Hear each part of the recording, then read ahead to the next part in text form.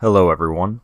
This is going to be a new video series I try to do. I'm going to call it like Hidden Squids Gaming, or like, now what was the title? A Morning Swim with Hidden Squids Gaming. There you go.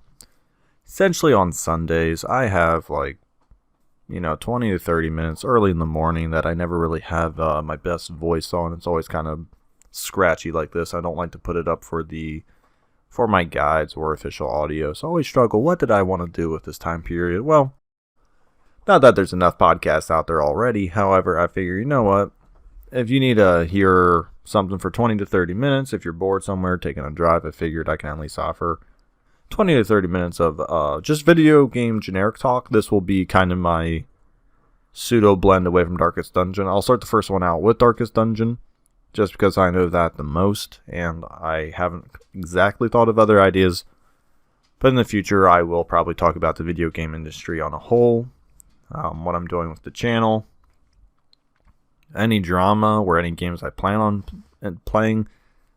This will kind of be like my update area, so I don't always have to be out there putting up a post that you may not see.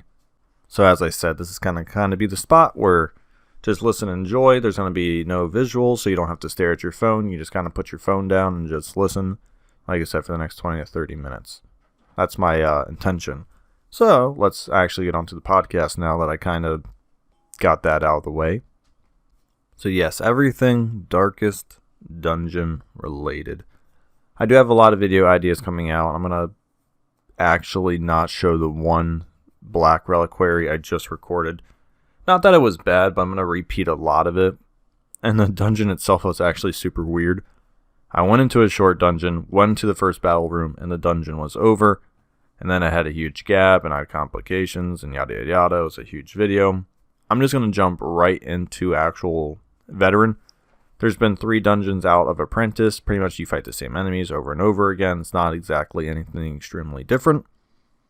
So next time I show a Black Reliquary video, I do want it to be of veteran status. That way we can get new enemies, we can get some more damage in and stuff. I have done a restart, as I said. Much better. I upgraded the Stagecoach to 4 people immediately. I actually got better classes as well. I have like 2 lepers, maybe 3. No, I have 3 lepers now. Let me just talk about the Vestal real quick. Man, did they take a crowbar and knock her out at the kneecaps. I mean, I thought she could use a little bit of a, what do I want to call it? I don't know if she ever needed to be nerfed, but man, a cooldown on each healing skill, so you have to bounce back and forth, and they're like generically weak. I mean, they are weak. The main heal's 8 to 10. The occultist can pop off like a 28. Now you can always get a 0. Yeah, I think they took her champion level healing skills and put them in this, but when people are doing like 15 to 20 per slash, and you're getting 8 to 10 back with no real good HP increasing trinket at the time, They just cut her right off at the kneecaps. I don't know what to say. She's very bad. Just very bad. The only really good thing I would argue is she works really well with the leper, because she can, expeciate someone. However, the leper does so much dang damage. I don't know if I really need to even capitalize on that 20% damage I'm going to get. So I'd argue, even though she synergizes with the Jester, they're both religious. I honestly don't think she's all that good anymore, which is, I didn't intend that for the Vestal to occur, but I'm not exactly sad about it, because Black Reliquary is such a pure damage and setup. She doesn't really offer either.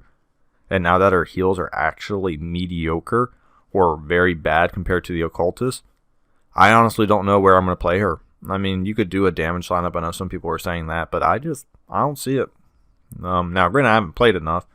I'm trying to use her in the traditional fashion, so maybe she is a lot better at damage. But with the current damage dealers I have, I don't know why I would try to go meme machine with a Vestal if, I can have like a Leper or a Hellion.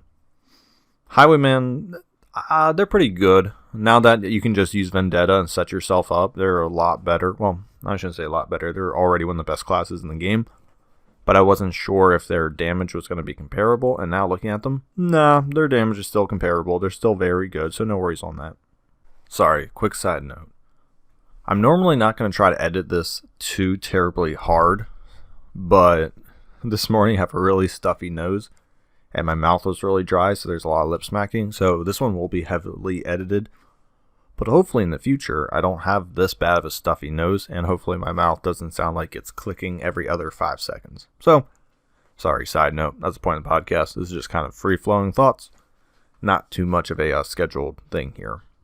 But getting back to our Highwayman and Vestal friend, Highwaymen are still very good. Vestals, I'll keep poking around with them. And the other class I'm actually, I don't want to say scared to get back into, but I just don't know if they're going to be good, are the Shieldbreaker class. Now that they put Pierce to only the first 2 positions, not even the third, I don't know.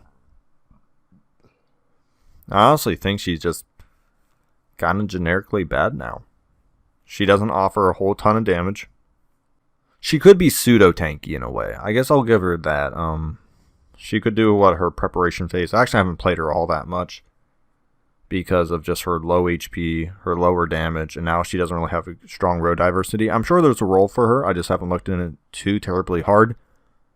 But the initial problem I'm seeing with Black Reliquary, and I'll do an official review after I'm done with however far they are in the game. I want to give the game up to the point that they intended people to play to before I give like my written in stone review. There we go. Because as of right now, I mean, I've played maybe, oh man, how much have I played?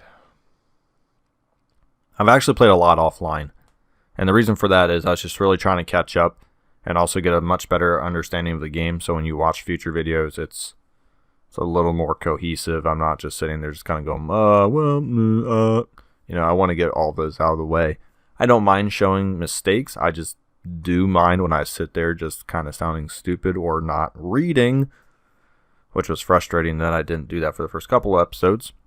But like I said, in about a week, I will have significantly more free time. I do have a lot of videos in the pipeline, and let me just kind of, let me transition to that. I'll have 10 parties that will get you through the whole game video coming up. I have a video that's kind of fun. It's going to be, I call it Best Marriages in Darkest Dungeon. It's like couples. It's 2 characters for heroes that work very well together. I have a video I want to do on that. And I have I'll call a surprise video. I don't really want to ruin it. It is Darkest Dungeon related, but I guess it's more on the entertainment side. Yeah, I guess I'd call it entertainment side. That video, I need a lot of quiet in video, which I haven't had a lot of quiet and video opportunities. And the times I had opportunities for videos, I really want to get out actual gameplay and other stuff. So, not exactly been pushing that video hard, but I do want to get it up before the end of August. If you're an avid watcher of the channel, or if you've been a member for a long time, you will see that I have been posting a lot more videos in a row, about 4 or 5 during the work week. I did actually want to make a very strong push to do about 5 to 6 videos a week. I'm trying to get much more serious in my YouTube channel. I think I've said that probably inside comments and generic comments, but I truly do want to make this a little bigger. I want to get a little more content out there. So I do want to take this a little more seriously. It was just bad timing in my personal life. There was something that is taking a lot of my hours per day, which is fine. But there was just kind of 2 storms together, so my ideas haven't been as well translated and put out as I would like. But I am still trying to push myself to be accustomed to about 6 videos a week. It's very difficult, especially when you're working full time. Wife, dogs, cat, a house, friends, all this stuff. You know, it really takes up a lot of time. My work is still crazy. Not to bore you guys with my personal life too much, but, you know, it's like 45 hours at work. You add in 5 hours for commuting, if not 7, so that's like 52 hours. Like I said, the side project's taking about 35 to 40 hours a week. That's like 92 hours a week. For me personally, I have to sleep 8 hours a day. If I don't function, and I'm cranky. So it's at 7 times 8 is 56. So you figured I get about 20 to 30 hours free a week to do what I want to do. And that's not even, you know, that's just free time. So, I mean, we're talking like I still have to cook. I still have to get my meals ready for work. I still have to clean up the house. I have to take the dogs places. You know, I have to go grocery shopping. So it's not like it's free time. It's like just 30 hours when I'm not doing work-related stuff. So if you're wondering why has the quality been less, or why have we just seen generic gameplay videos and not usually the other semi-creative stuff I do,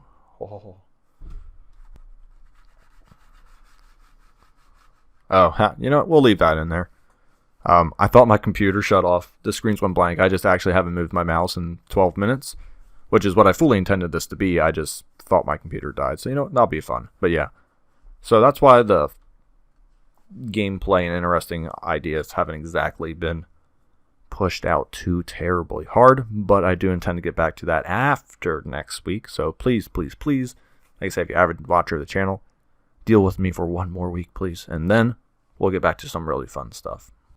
By the way, if that one entertaining video really pops off, or at least it's just well received, even if it doesn't, sorry, when I mean pop off, I mean get like thousands and thousands of views. Recently, my videos are struggling to get even near 700, 800, which is fine. It's, obviously this isn't my main job because I would be living out in a cardboard box somewhere because I do not make that much money, and nor do my videos get that much views. So I definitely do this for the sense of community and to provide people entertainment. So I'm not looking to find the gold mine, like 1 million bomb video, make my money and leave. But I am pretty much at the end of, how do I want to say it? I don't want to keep putting out the same Darkest Dungeon guide over and over and over again because it gets views. I mean, at this point, I don't even know if my guides will get views. That's just a side rant. It just seems like I'm in a YouTube lull right now. But that's the world of YouTube. There's ebbs and flows, and currently I'm in a huge ebb. I could actually show it, but I won't bother. Essentially, right before my vacation in April, actually, I was doing very well. I was getting like 4,000 or 5,000 views a day, which I know it's not a lot at all, but it's about statistically the highest average I was maintaining for the channel. And then no lie, once I got back / during my vacation, like the views plummeted around like 2,200 to 2,800 a week. I mean, not a week, a day. And I've actually struggled for the past 4 months to get out of that. So for 4 months, I've been like doing 2,500 a week. So it's just a side note, you know, but it is just kind of weird, like how quickly that happened. And I don't really understand why, but it's whatever. I mean, Darkest Dungeon is an older game. So who knows? Maybe after April, everyone's like, we're done. We're just waiting for Darkest Dungeon 2 now. Completely possible. I just found it kind of surprising. That's all. Like I said, if that one video does very well, where it's just very well received, like a lot of likes, a lot of comments, such as which video did I put up that had a lot of comments on it? Oh, it's Darkest Dungeon Hard. That had 1.9 thousand views. Not a lot, but I think we hit near 79, 80 comments or something like that. So it was a very interactive video. Had a lot of good discussion. So the videos like that I want to do. They don't have to be barn burners, 50,000K videos, but just that really good discussion is something I push for. So I know generic gameplay videos only usually get like between 8 and 14 comments, which isn't exactly the most interactive, but that's fine. That's the kind of content that doesn't necessarily ask for a lot of interaction, so I get that.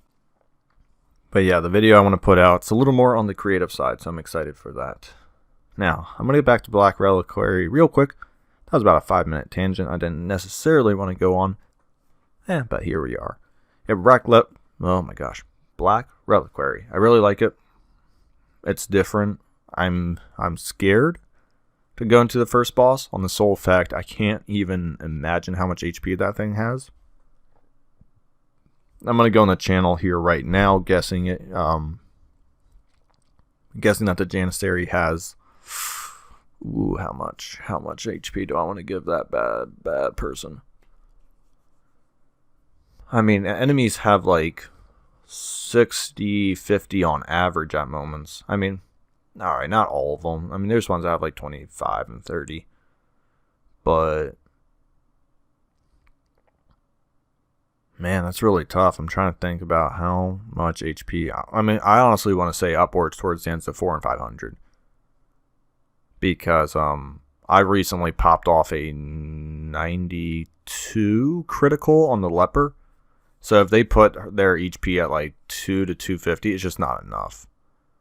The preparation phase and Amber Light is just way too... I mean, it's single fire damage for days. Unless they put them like in the 3rd position or 4th position where you can't smash them with the leper. That's about the only thing I can imagine saving that person longer than... Well, that's also Apprentice. I don't know what the HP spikes are going to be for Veteran. So let me play a couple of Veteran. But I'm willing to bet they have like a minimal 400 to 500 HP. I mean, I can't see it being any lower, where seriously that may not last past like 3 or 4 rounds. So I'm going to say about 500 HP. the sadistic side of me, because Black Reliquary seems like an absolute soul-crushing version of Darkest Dungeon. 800 to 1,000 easy.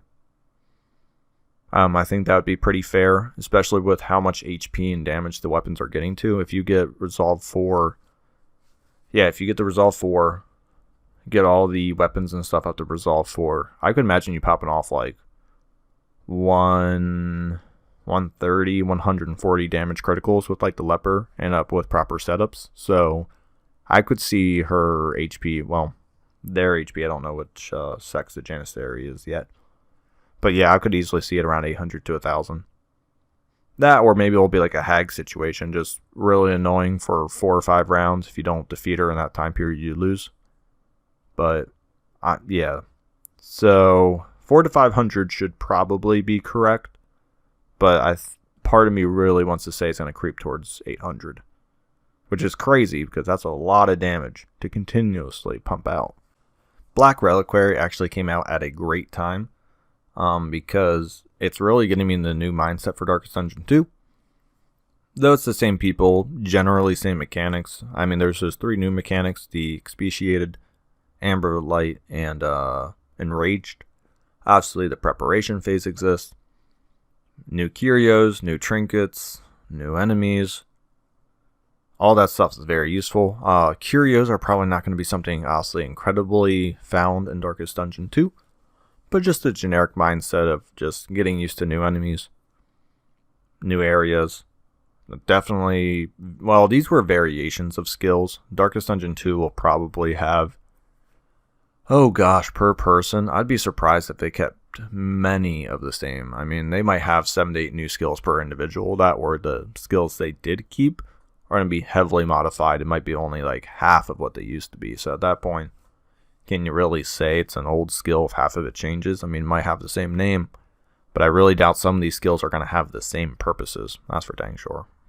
I am very excited for Darkest Dungeon 2. All the content they've put out recently is making me feel, well, not is made me feel a lot better about what the game's going to be. I'm just hoping that they've alluded a couple times that multiple playthroughs are going to be different.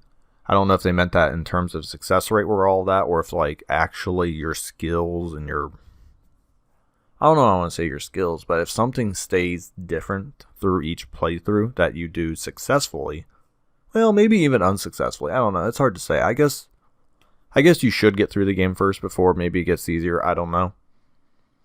But the only thing that I'm still a little bummed about, and maybe I'm wrong, but I don't think I am based on everything they've said and hinted at, sounds like you're going to play the same 4 people for about 7-ish hours, 7 to 8.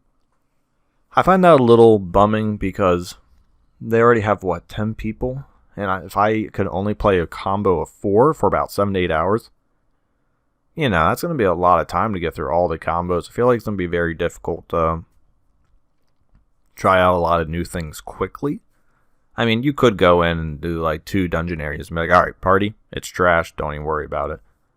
But I'm hoping that there's at least the potential to swap out halfway through, like, once again, what was it, the inns or taverns that you find?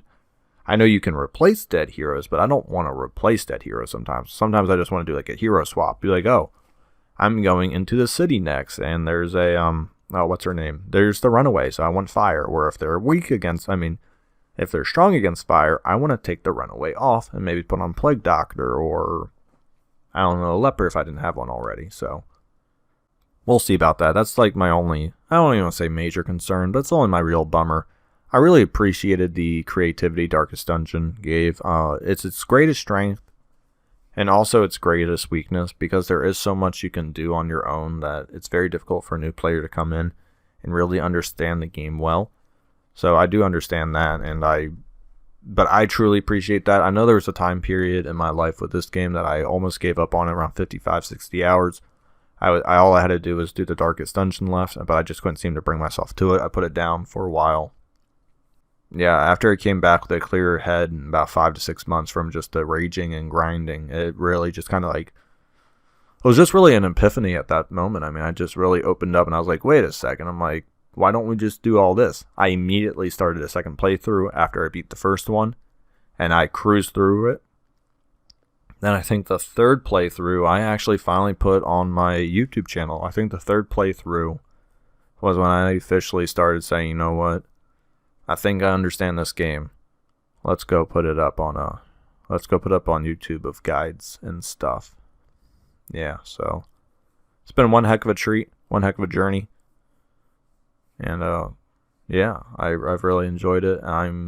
Future topics, if you made it this far, I do want to talk about Cyberpunk. I played through Cyberpunk, 100%ed it. That was kind of a guilty side pleasure back in, was that May and June? I really binged it. I think I put like 70, 80 hours on it. I would love to talk about The Witcher one day. Cyberpunk, Witcher, Darkest Dungeon 2, the video game industry, MOBAs, CSGO a little bit. I mean, there's a lot of games I want to hit. Oh, of course, Dark Souls. I want to hit Dark Souls up a little bit. So, it'll be future podcast videos, but this is my first time run through. And with how my voice is, and for some reason, I have really bad dry mouth this morning. So, I'm actually going to go edit out a whole bunch of clicks because I know personally that drives me insane. And with no other real background noise, you're going to hear all of them too. And I don't want to put out something with a lot of clicks. Thank you so much for watching or listening. Well, I guess mostly listening today, right? In the future, these will be a little more organized, but something I've learned in my life, and maybe you can take this too. I love to plan things. I have a very analytical mindset just in everything in life. Before I act, I like to usually think about it or mull it over. So what I've been trying to do recently in my life is just push for it. You know, if you think about it, go for it. What's the worst thing that can happen, right? You fail at it. You know what's funny about failure? Usually it's temporary unless you're someone crazy who's like trying to tightrope walk across, like 50-story buildings and then you fail. I mean, that might be a permanent failure, but usually for something like this where you just get on a mic and talk, the failure usually isn't too bad. So you know what? We'll be hoping to be okay here. Thank you. You have a great Sunday or whatever. By the time this video gets updated, I think it should be Sunday everywhere in the world. I don't know. Regardless, enjoy your morning, your late night, your commute to work. Have a great time.